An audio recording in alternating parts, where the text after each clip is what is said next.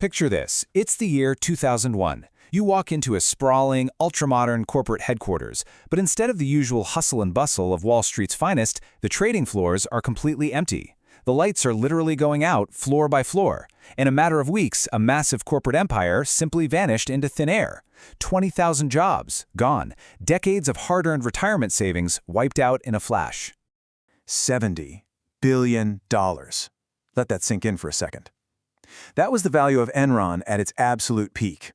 And what's truly terrifying about this wasn't some hostile takeover or a corporate acquisition. Nobody bought this company. That monumental amount of wealth literally just evaporated. Poof. And the absolute darkest part of this whole story, the men at the very top, well, they saw it coming the entire time. Okay, let's dive right into this. Welcome to this explainer. Today, we're unpacking the Enron collapse, which really should be called the $70 billion heist. Because, make no mistake, this wasn't just a case of simple corporate mismanagement or a little accounting error. No, this was a meticulously planned corporate heist, and it was hidden right in plain sight. Part 1. The Illusion. Building a Paper Empire. So back in 1985, this kind of boring, mid-sized Houston natural gas pipeline company merged to become Enron. Fast forward to the 1990s, and they had somehow transformed into what looked like the most powerful energy trading empire on the planet. This was all under the leadership of their wildly charismatic CEO, Ken Lay, and this utterly ruthless Harvard MBA, Jeff Skilling. Together, they pushed a concept that Wall Street absolutely drooled over. They called it the asset-light model. The pitch was basically this: Enron doesn't actually need to own anything to make a fortune. No pipelines, no power plants, zero physical assets. They would rely strictly on paper contracts and numbers. And Wall Street, they praised it as pure genius. But, as we're going to see, this supposedly brilliant strategy was actually the foundational lie of their entire operation. Part 2. The Machinery of Fraud. The Gritty Mechanics of the Crime. So the crucial point to understand here is that the billions in profits Enron kept reporting year after year, they were completely fabricated. It was a mirage. They essentially built a sophisticated machine just to manufacture fake numbers, and their very first tool was something called mark-to-market accounting. Now, this is actually a perfectly legal accounting practice, as long as your financial projections are honest. But with Enron, the projections were never honest. They totally weaponized this rule to book future expected earnings as current revenue today, right now, regardless of whether a single dollar of actual cash had arrived. They were projecting these massive, wildly dishonest profits straight onto their current balance sheets, just to make the company look incredibly successful. Let's move along and see how this builds, because it gets crazier. When Enron inevitably lost millions of dollars on a bad business deal, they obviously couldn't just report it, right? That would shatter the whole illusion. So they essentially laundered their debt. It worked like this. Step 1, Enron loses millions. Step 2, they take that massive debt, move it completely off their official books, and hide it inside a special purpose entity, or SPE. Think of it as a shadow shell company. Then, step 3, free of that crippling debt, Enron turns around and reports artificial profits to Wall Street, keeping all of those hidden losses entirely in the dark.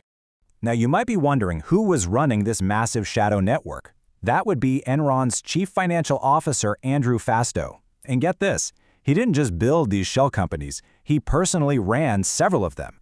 He was collecting millions of dollars in management fees from these fake entities while simultaneously working his day job as Enron's CFO. I mean, it was just brazen theft, happening right out in the open. Fastow was skimming from both sides, and Ken Lay, Jeff Skilling, and the board, they all knew exactly what he was doing. Part 3.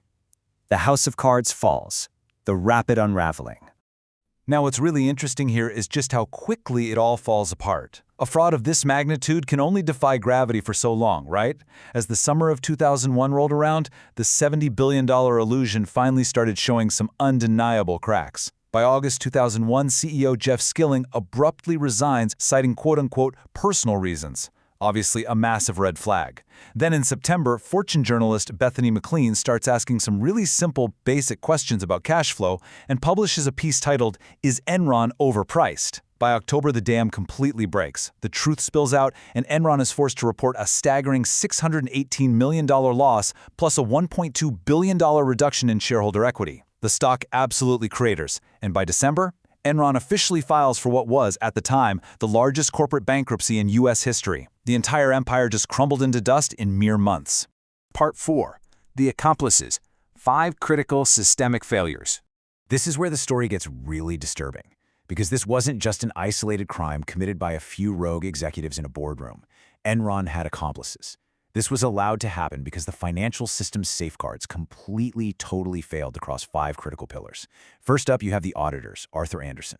They were getting paid a whopping $52 million a year by Enron, and when the collapse began, they actually shredded key documents to obstruct justice. Second, the board of directors. They literally voted twice to suspend their own ethics policies, just so Fastow could keep running his shell company scheme. Third, Wall Street analysts. They maintained glowing buy ratings on Enron's stock right up until the bitter end, largely to protect their lucrative investment banking ties. Fourth, U.S. regulators at the SEC. They were underfunded, understaffed, and just completely outmaneuvered by Enron's army of lawyers. And finally, the fifth pillar, the toxic corporate culture itself. A culture that actively punished honesty, sidelined anyone who dared to ask questions, and rewarded pure, unadulterated greed. Every single one of these groups had a chance to stop it, and every single one chose to look away at the critical moment. And this brilliantly illustrates just how deep that toxic culture went. It actively punished anyone who told the truth. Executive Sharon Watkins actually wrote a memo directly to Ken Lay, explicitly warning him that the company was going to collapse under the weight of these accounting scandals. And his response? He completely ignored it. Out of 29,000 employees, she was basically a lone voice of truth. She desperately tried to stop the impending disaster only to be entirely dismissed by a culture completely consumed by fear and greed. When the dust finally settled, the aftermath was really a tale of 2 entirely different realities. On one side, you had the executives. Guys like Ken Lay and Jeff Skilling quietly sold off millions in their own shares, all while turning around and actively urging their own employees to keep holding theirs. Ultimately, the law caught up with them. They faced convictions and prison time, though Lay actually died before his sentencing. But then, on the other side, you have the employees. 20,000 ordinary people lost their jobs and their entire life savings in just a matter of weeks. And the heartbreaking reality is that most of those people never fully recovered from that massive betrayal. Which brings us to this final, pretty chilling reality to consider. Everything that Enron built, the entire $70 billion empire, was built on lies, greed, and a financial system that actively rewarded both. So here's the question. If the system rewards absolutely everyone, the auditors, the analysts, the corporate boards, the regulators, who simply chooses to look the other way while millions of dollars quietly change hands, is the vault ever truly locked? Think about that the next time you look at the seemingly invincible corporate empires dominating the world today. Thanks for joining me on this explainer, and keep questioning what you see.